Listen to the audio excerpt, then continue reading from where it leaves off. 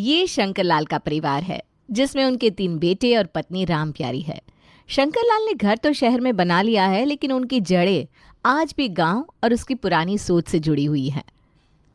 देखो भैया, तुमने तो अपनी सारी जिंदगी शहर में रहकर बिताई है। तुम्हारे 3 बेटे हैं ज़रूर, लेकिन कोई गुरूर ना करना अपने बेटों पर। शहर में रहने वाले बच्चे सांझा चूल्हे में गुजारा नहीं करते। उन्हें तो अपनी अपनी गृहस्थी अलग अलग बसाने में आनंद आता है। इसलिए जितनी जल्दी सच को समझ जाओगे उतना ही अच्छा होगा। देखो बहन, जो तूने आज कह दिया, आज के बाद कभी ना कहना। मेरी सौगंध है ये कि मैं अपने परिवार को हमेशा माला की तरह एक धागे में पिरो कर रखूँगा। अब उसके लिए चाहे मुझे जो करना पड़े मैं करूँगा। शहर में रहने का मतलब ये नहीं होता कि हम अपने संस्कार और जड़ें भूल जाएं। बहन की कही हुई बातें शंकरलाल के सीने में गहरे तक धंस गई थी।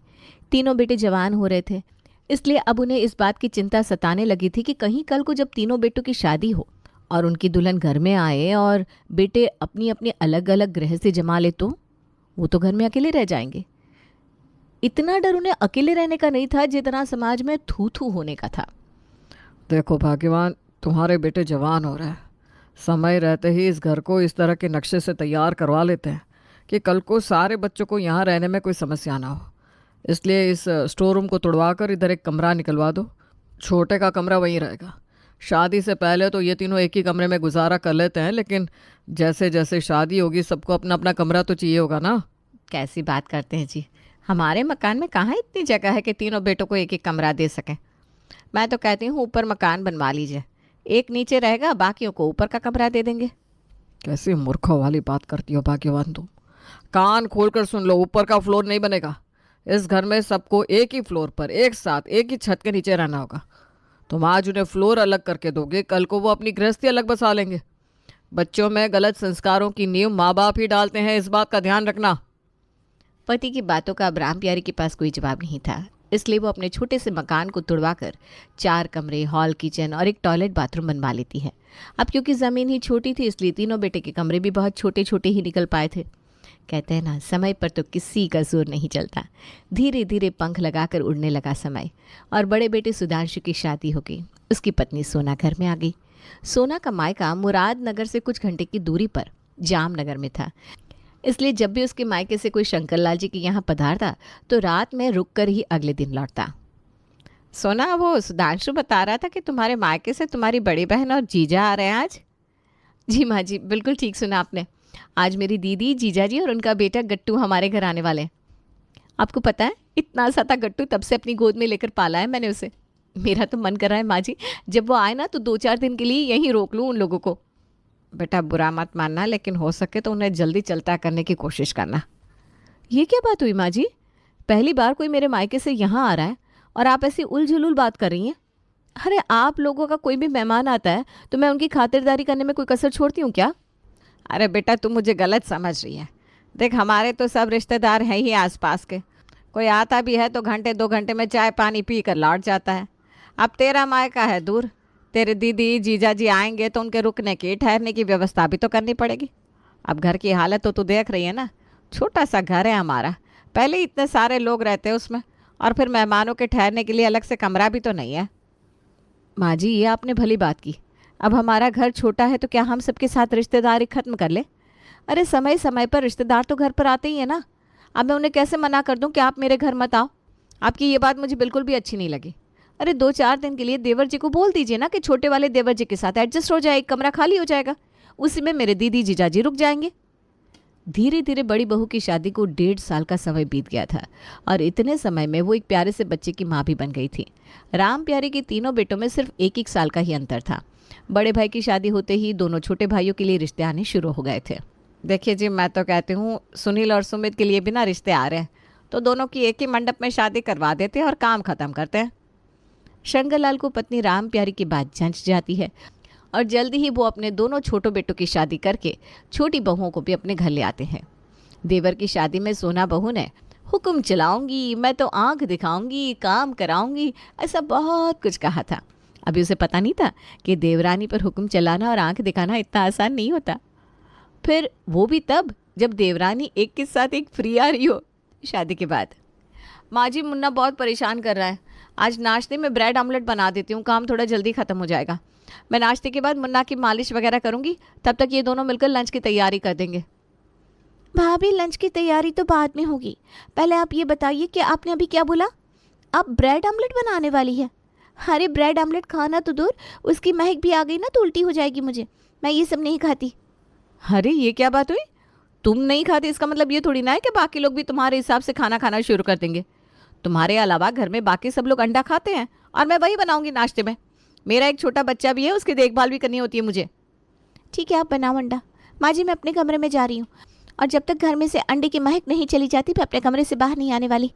अरे ये क्या किया तुमने? अब तुम 3 बहुएं हो घर में, हर काम इस तरह से करो कि किसी दूसरे को कोई आपत्ति ना हो। अब तुम अंडा बनाओगी तो ना ही पन्ना खाएगी ना ही कमरे से बाहर आएगी। बताओ इस तरह से नाश्ता बनाने का क्या फ़ायदा हुआ? माँ जी सब बहाने हैं आपकी छोटी बहू की काम न करने के। मुंह फुलाकर कमरे में बैठ जाओ, कोई काम के लिए नहीं कहेगा। और वैसे भी भूखी कितनी देर रहेगी, उसे पता ही है, कोई ना कोई पुचकार के खिलाने के लिए तो आ ही जाएगा। मैं पहले ही बता रही हूँ माँ जी, ये सब नौटंकी मेरे साथ नहीं चलेगी। एक तो पहले ही घर में इतना काम है, ऊपर से इनकी नाटक नौटंकी और बर्दाश्त करो। नौटंकी किसे बोल रही हैं भाभी आप? इसमें नौटंकी जैसी क्या बात है? सबकी अपनी अपनी चॉइस होती है। अरे जब मैं अंडा नहीं खाती तो नहीं खाती, कोई ज़बरदस्ती है क्या? पन्ना के जाने के बाद। अच्छा जी, अगर मैं अंडा बनाऊंगी तो तू अपने कमरे में जाकर बैठ जाएगी? तो ठीक है, मैं भी देखती हूँ कितने दिन बिना नाश्ता करे काम चलाएगी। अब से तो मैं रोज़ सुबह अंडा ही बनाऊंगी। देखती हूँ कौन रोकेगा मुझे, और कितने दिन तू भूखी बैठी रहती है। अगर मैं भी झुक जाऊँ ना इसके आगे तो मैं भी जिठानी नहीं। सोना तो आर पार की लड़ाई के लिए एकदम तैयार हो गई थी। अब अगले दिन से वो हर रोज़ सुबह सुबह कभी उबला अंडा, कभी ब्रेड आमलेट, कभी कुछ न कुछ बनाने लगती, जिसकी वजह से पन्ना का सुबह सुबह ही पारा गर्म हो जाता। अंडे की बदबू से उसका सर दर्द शुरू हो जाता और कभी कभी तो उल्टी तक हो जाती, जिसकी वजह से वो बहुत परेशान थी। 1 सप्ताह के बाद। माँ जी अगर आपका जिठानी जी के ऊपर कोई कंट्रोल नहीं है ना तो ठीक है, आप मुझे ही ऊपर एक अलग कमरा बनवा कर दे दीजिए। मैं उनके साथ एक फ्लोर पर नहीं रह सकती। आप ही बताइए आखिर कितने दिन ये सब बर्दाश्त करूंगी मैं? आपको पता है मेरी कंडीशन कितनी ख़राब हो जाती है उनकी सुबह सुबह अंडा बनाने के कारण। अरे सांस तक लेना मुश्किल हो जाता है मेरा इस घर की हवा में। आप लोगों को समझ में क्यों नहीं आता? देख बेटा, एक बात कान खोल के सुन ले। मुझसे तो तूने ये बात कह दी, अपने बाबूजी के सामने कभी ये बात मत कहना। तुम्हारे बाबूजी का सख्त आदेश है कि तुम तीनों को इसी छत के नीचे एक ही चूल्हे में खाना बनाकर खाना है। अलग होने की बात ना कभी अपने दिमाग में लाना, ना मुंह पर। वही तुम्हारे लिए अच्छा होगा। तो ठीक है माँ जी, मुझे भी अलग होने का कोई शौक़ नहीं है। मैं अपने घर से ये संस्कार लेकर नहीं आई थी, लेकिन जब आपकी बड़ी बहू ने मेरा जीना मुश्किल कर दिया है तो आप ही बताइए मैं क्या करूँ? पन्ना की बात सुनकर सास राम प्यारी बड़ी बहू के पास जाती है। देख बड़ी बहू, बहुत हो गई तेरी मनमानी। जेठानी होने का रौब दिखाना बंद कर दे अब। कल से अंडे का नाम भी मत लेना। जेठानी सिर्फ परेशान करने के लिए नहीं होती। अपनी छोटी बहन की तरह समझोगी ना उसे, तो उसका दुख दर्द तकलीफ सब समझ में आएगा तुम्हें। सास का फरमान सुन के 2-4 दिन तो बड़ी बहू अंडे को हाथ नहीं लगाती, लेकिन आखिर कितने दिन मन मार कर रह सकती थी। 1 सप्ताह के बाद वो फिर से सास के सामने आकर खड़ी हो जाती है। ऐसा है माँ जी, इस पन्ना को मेरे खान पान से प्रॉब्लम है। ठीक है, मैं भी सारी ज़िंदगी उसके हिसाब से खाना तो नहीं खा सकती। मुझे अलग रसोई बनवा दीजिए, वरना भूख हड़ताल पर मैं भी बैठ सकती हूँ। बेचारी राम प्यारी जैसे दोनों बहुओं के बीच में पीस कर रह गई थी। सोना की तरफ से बात करती तो पन्ना नाराज़ हो जाती, पन्ना की तरफ से बात करती तो सोना। हर रोज़ घर जैसे जंग का मैदान हो गया था। कुछ दिन बाद। माँ जी आज मायके से मेरे भैया भाभी आ रहे हैं। आज सत्संग के लिए थोड़ा लेट निकलिएगा, उन लोगों से मिल लेंगी तो अच्छा होगा। अरे भाभी, अभी पिछले हफ्ते ही तो आपके भैया आए थे ना।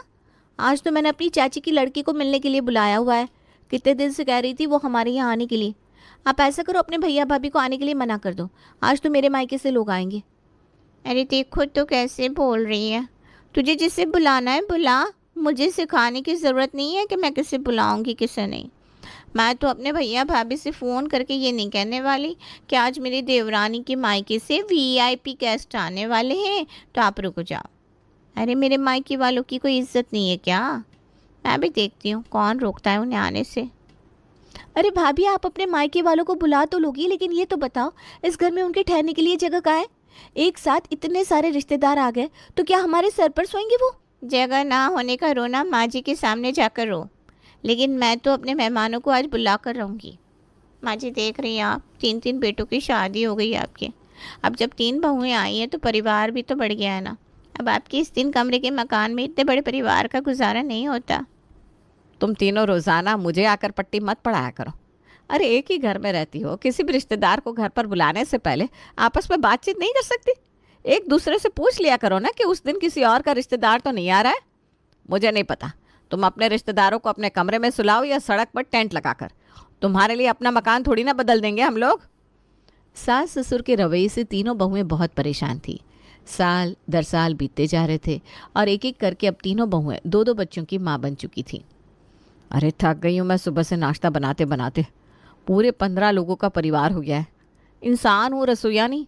उसमें भी इन दोनों के बच्चों की तो नखरे ही ख़त्म नहीं होते। मेरे बच्चे तो बेचारे सीधे साधे हैं, जो बनाकर दो चुपचाप खा लेते। इनकी तो रोज़ नई नई फरमाइश होती है।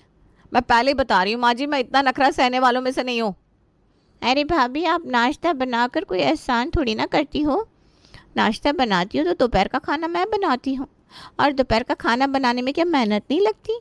सबसे ज़्यादा मेहनत तो दोपहर में ही लगती है। दाल चावल रोटी सब्जी क्या कुछ नहीं बनाना पड़ता। मज़े तो आप लोगों के हैं। चटपट कुछ भी हल्का फुल्का बनाया और हाथ झाड़कर अपने अपने कमरे में चले गए। आपके कहने का मतलब क्या है जेठानी जी? मैं रात का खाना बनाती हूँ तो मुझे 15 की जगह 5 लोगों का खाना बनाना पड़ता है क्या?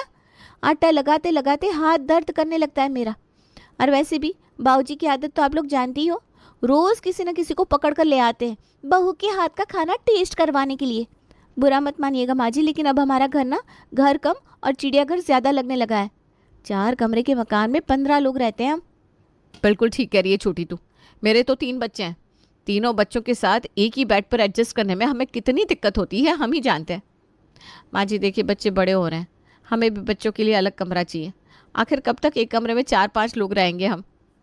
बहुओं की रोज़ रोज़ की तू मैं और खींचतान से राम प्यारी एकदम परेशान हो चुकी थी, क्योंकि ससुर जी तो घर की राजनीति से दूर थे।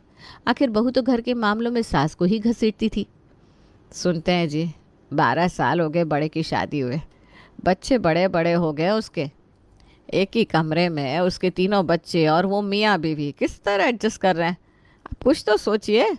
अलग मकान लेकर नहीं दे सकते तो ऊपर ही 2-4 कमरे डलवा दीजिए, कम से कम बच्चों को थोड़ी प्राइवेसी मिलेगी। अब इतने भी अनजान मत बनिए आप। क्या चाह रहे हैं? आज तो बच्चे आपका सम्मान करके एक साथ रह रहे हैं, कल को बगावत पर उतर गए तो क्या होगा? सब तुम्हारी छूट का नतीजा है राम प्यारी जी। आप ही की शह है जो बहू इतनी जुबान चला रही है। गांव में जाकर देखो, 2-2 3-3 पीढ़ियाँ एक साथ एक ही छत के नीचे रह रही है। अरे उनके बच्चे क्या एक घर में रहकर जवान नहीं होते? अगर ऐसे ही सब अलग अलग घर बनाकर रहने लगेंगे ना, तब तो परिवारों की नींव ही कमज़ोर हो जाएगी। कैसी बात करते हैं जी? अपने आनंद के लिए बेटे बहू का जीवन नरक कर रखा है हमने। देखिए, बहुएं लड़ती झगड़ती हैं, लेकिन वो अपनी जगह गलत भी नहीं है। हमारा ज़माना और था और अब का ज़माना और है। बच्चों के स्कूलों में पढ़ाई का बड़ा दबाव है, घर में इतना काम है कि बहुएं काम के चक्कर में अपने बच्चों पर ध्यान नहीं दे पा रही हैं, और उसी की चिड़चिड़ाहट वो आपस में लड़ झगड़ कर निकालती हैं। छोटी को लगता है वो ज़्यादा काम कर रही है, बड़ी को लगता है वो ज़्यादा काम कर रही है। लेकिन सच्चाई ये है कि घर में काम ही इतना ज़्यादा है कि वो तीनों पूरा दिन लगी रहती है, लेकिन घर के काम ख़त्म नहीं होते। राम प्यारी बहुओं की सारी बातें समझती थी, लेकिन ससुर शंकर लाल जी तो जैसे आंखें बंद किए हुए थे। उन्हें परिवार में किसी के कष्टों से कोई मतलब नहीं था। जब भी राम प्यारी बेटों की समस्या के बारे में बात करती, वो गांव वालों का उदाहरण देकर उसे चुप करा देते। कुछ दिन बीते तो गांव से उनके चचेरे भाई शहर में उनके घर आ पहुंचे। अरे शंकर लाल भैया, अरसा हो गया तुमसे मिले। जब हम आखिरी बार तुमसे मिले थे ना, तो तुम्हारे ये तीनों बेटे छोटे छोटे थे, और देखो आज सब बच्चे जवान हो गए, 2-2 3-3 बच्चों के बाप हो गए। समय भी कैसे पंख लगा कर उड़ जाता है। लेकिन एक बात कहे तुमसे, इतने अच्छे पढ़े लिखे बच्चे हैं तुम्हारे, सुंदर सुशील बहुएं हैं, फिर तुमने अपने घर को ये चिड़ियाघर क्यों बनाया हुआ है? इतने छोटे छोटे कमरे हैं, एक एक कमरे में 4-4 5-5 लोग रह रहे हैं। बेटे बहू के कष्ट के बारे में कभी सोचा है? कैसे गुजारा करते होंगे? आजकल तो हर किसी को प्राइवेसी चाहिए भाई। हमने तो खुद अपने दोनों बेटों के लिए शादी से पहले ही 2 जगह ज़मीन ले ली थी। दोनों को अलग अलग मकान बनाकर दे दिया है। घर के आसपास भी रहते हैं दोनों बेटे, नज़रों के सामने भी है, और अपना परिवार लेकर सुकून से भी रह रहे हैं। अब वो ज़माना नहीं रहा कि एक ही छत के नीचे 20-25 लोग भेड़ बकरियों की तरह रहते रहे। शहर के मकान में ना इतनी जगह है, और ना आजकल की दौड़ भाग भरे जीवन में इतना किसी के अंदर संयम। सबको जीने तो अपना जीवन अपने अपने तरीके से, बस आपसे प्रेम और व्यवहार बना रहे ये आवश्यक होना चाहिए। दूरियां दिलों में होती है, घरों में नहीं। तुम्हारे कहने का मतलब है कि तुमने गांव में रहकर भी शादी के बाद पहले ही दिन से अपने बेटों को इतनी छूट दे दी कि अलग अलग घर बसाने दिया? अरे भाई शंकर लाल, गांव हो या शहर, आधुनिकता की हवा हर जगह बह रही है। समझदारी इसी में है कि बहती हवा का रुख भांप लिया जाए और उसी के साथ बहा जाए। ईश्वर की कृपा से दोनों बेटे खुशहाल जीवन जी रहे हैं। हमारा क्या है, कुछ दिन छोटे के पास रहता है, कुछ दिन बड़े के पास, और कुछ दिन अपने मकान में ठाठ से जीते हैं भाई। जो बात राम प्यारी और तीनों बहू बेटे मिलकर पिछले 12-13 साल में शंकरलाल को नहीं समझा